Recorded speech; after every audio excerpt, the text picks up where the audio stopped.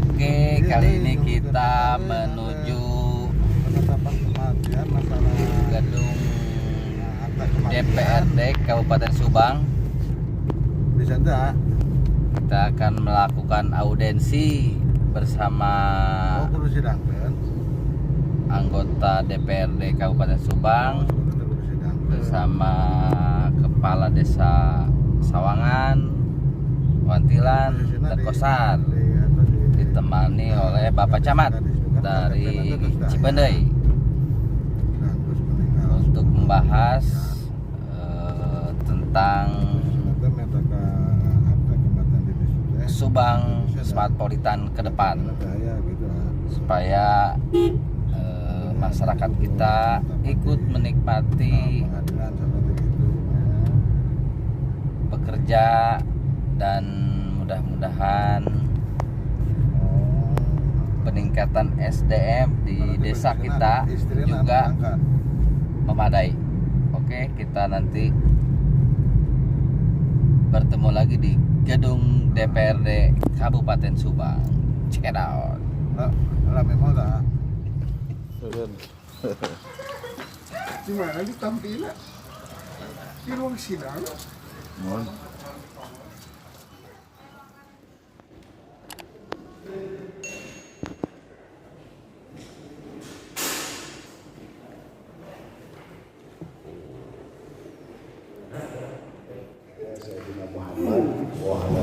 Muhammad wa barik wa salim ajma'in amma ba'du. Sahabat sekalian, rahimakumullah, alhamdulillah hari ini kita ditakdirkan bertemu di tempat insyaallah barokah untuk kita semua. Mudah-mudahan pertemuan ini kita dapatkan dan menjadi pertemuan berkah buat kita semua. Salawat serta salam terlimpah curah kepada junjungan kita semua, Nabi besar Muhammad Sallallahu Alaihi Wasallam. Yang terhormat teman-teman Komisi 3, alhamdulillah Bapak sekalian yang hadir di rapat ini seyogianya Komisi 1 dan Komisi 3. Nah, karena sebagian anggota sedang divaksin hari ini, sedang jadwal vaksin, ada yang vaksin pertama dan ada vaksin kedua. Jadi yang teman-teman anggota Komisi 1 dan anggota Komisi 3 yang lain mungkin nanti menyusul gitu. Sementara juga pimpinan sedang ada agenda, insya Allah nanti juga bisa menyusul. Sementara yang menerima, mohon maaf, bertiga, saya sendiri Ahmad Bukhari dari Komisi 3 dari P3, kemudian ini Pak Mas Roni, beliau Sekretaris Komisi 3, kemudian Pak Hajindang, Pak Mas Roni dari fraksi Gerindra, Pak Hajindang dari PKB dari Komisi 3. Supaya tidak membuang waktu, kita buka saja pertemuan silaturahim ini dengan bacaan basmalah bersama-sama. Alhamdulillah, assalatu wassalamu ala rasulillah, la haula wa la quwwata illa billah. Yang kami hormati pimpinan Komisi 3 DPRD Kabupaten Subang beserta jajaran. Yang kami hormati pimpinan dari dinas instansi ataupun lembaga yang berkenan hadir pada hari ini. Yang kami hormati Pak Lurah Wantilan, jadi mohon berdiri Pak Lurah untuk memperkenalkan. Kemudian Pak Lurah Sawangan, Pak Sade, Pak. Kemudian Pak Lurah Kosar, Pak Asep, si AA, ya Mas. Baik masa ngaroran kene, lu nanti sa angkatan kurang juga dari kurang aja. Seumuran. Kemudian yang kami hormati rekan-rekan dari BPD atau perangkat desa dari masing-masing desa, termasuk mungkin para tokoh masyarakat dan tokoh pemuda dari 3 desa yang kebetulan hadir pada kesempatan hari ini. Pertama, puji syukur kita panjatkan kepada Allah Subhanahu wa taala, masih karunia-Nya kita masih diberi kesempatan untuk bersilaturahim di tempat ini. Salawat dan salam kita aturkan kepada junjungan kita Nabi besar Muhammad sallallahu alaihi wasallam. Pimpinan rapat atau pimpinan Komisi 3 beserta jajaran, pertama kami mengaturkan terima kasih yang sebesar-besarnya atas kesempatannya untuk bisa bersilaturahim barangkali dengan ke depan. Mungkin kami mohon petunjuk, mudah-mudahan dalam hal ini pemerintah daerah bersama DPRD Kabupaten Subang dapat memberikan masukan atau kebijakan yang bisa mengarah untuk mengantisipasi hadirnya industri di kawasan Subang ini membawa dampak positif. Itu barangkali Pak tujuannya. Jadi tadi ada kesan di tema tadi memang bukan sarkasme tapi ironi, itu yang akan kita hindari. Mudah-mudahan kita menjadi bagian dari pelaku atau pelaksana kawasan industri di wilayah kita sendiri. Itu barangkali Pak. Dan dampaknya akan sangat baik khususnya bagi kesejahteraan masyarakat kami sendiri. Itu barangkali secara umum yang dapat kami sampaikan.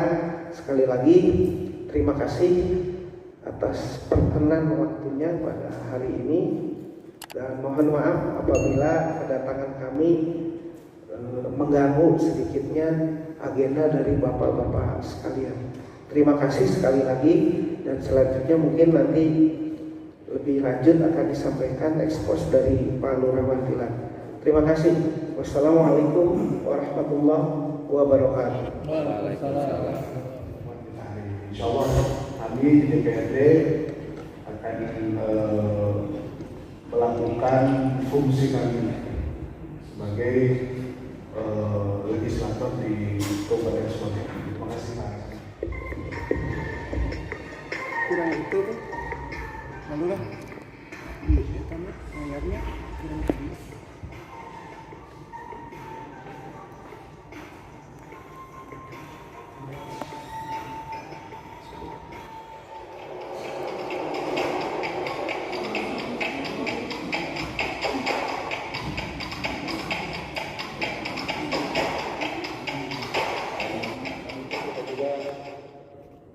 Yang tua-tua itu disuruh mati kan nggak juga, tetap mereka masih butuh makan, sementara dia masuk ke proyek juga nggak bisa, apalagi ke perusahaan. Nah ini akan menjadi beban sosial kita di bawah. Maaf Bah, ya di Pak Dewan semua, mau lebih ke Dewan, mau lebih ke Bupati, terbuka PS, terbuka duit, maka lurah wae naik tengah penting jangan budak kering. Ya ada kondisi realnya sebelum lagi kita sama-sama jangan biarkan kami di bawah, artinya menanggung beban ini, beban investasi ini sendirian gitu di desa. Kami sawah ladang sudah kita korbankan untuk investasi, untuk mendukung investasi, bahkan rumah sekarang sudah hampir 200 rumah di 3 desa ini sudah dibebaskan.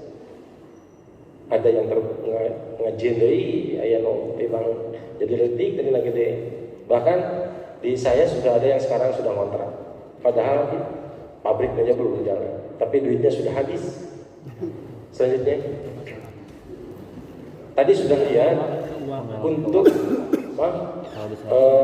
geografis, kondisi geografis yang tadinya pepohonan, rambutan dan lain-lain, sekarang ditebang otomatis akan terjadi perubahan geografis dengan harga yang signifikan. tinggi.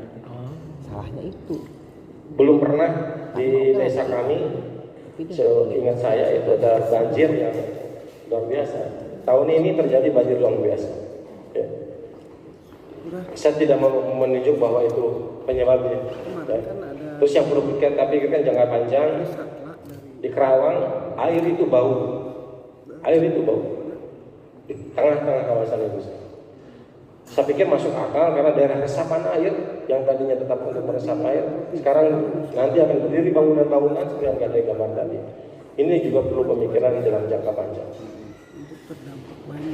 Selanjutnya, urbanisasi bakal terjadi dan tidak bisa ditolak, baik lokal, antar provinsi, antar kabupaten, juga kebutuhan tenaga kerja asing. Ini akan banyak menyerbu kita. Nah, ini akan menimbulkan di masalah kesehatan juga. Ya, selanjutnya.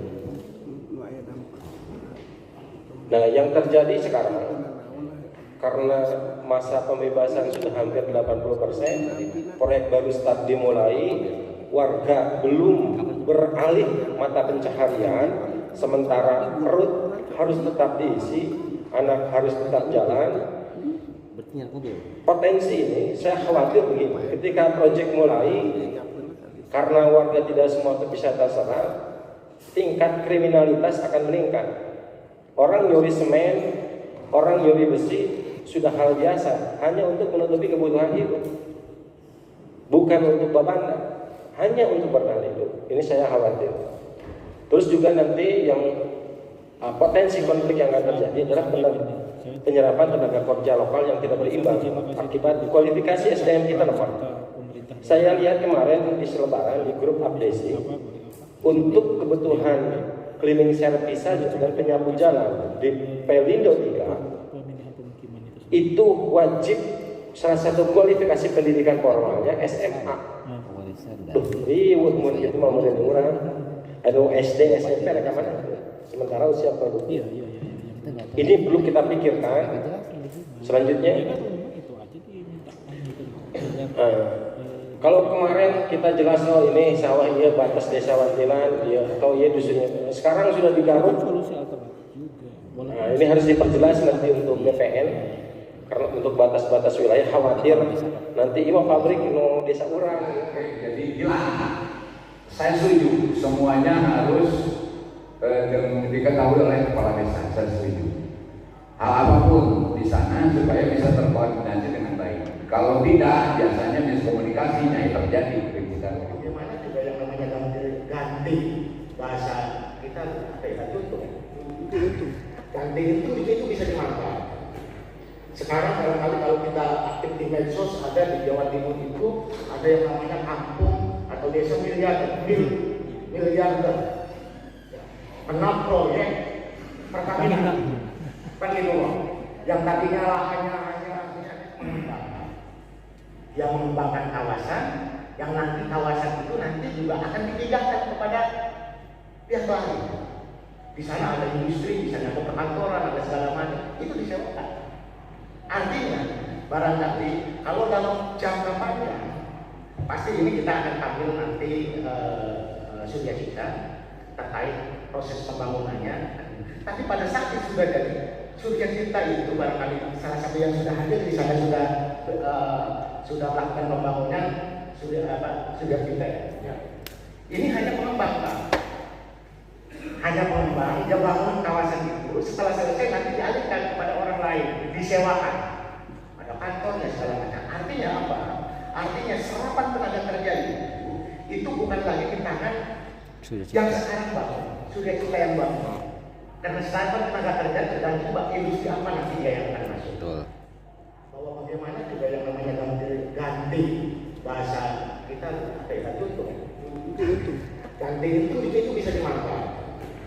Sekarang barangkali kalau kita aktif di medsos, ada di Jawa Timur itu ada yang namanya kampung atau desa miliarder,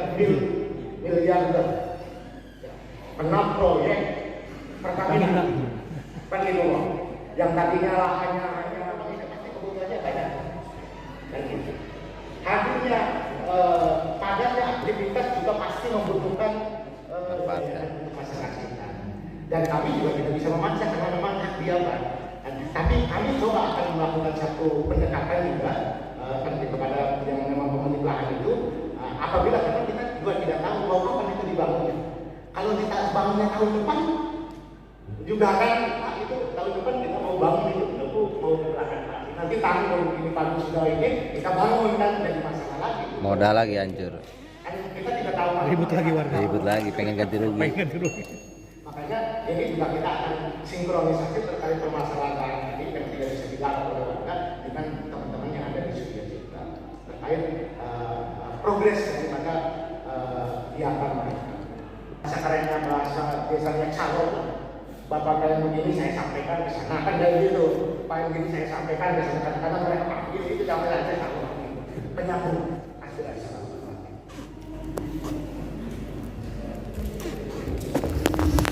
Baik, terima kasih Pak Gori.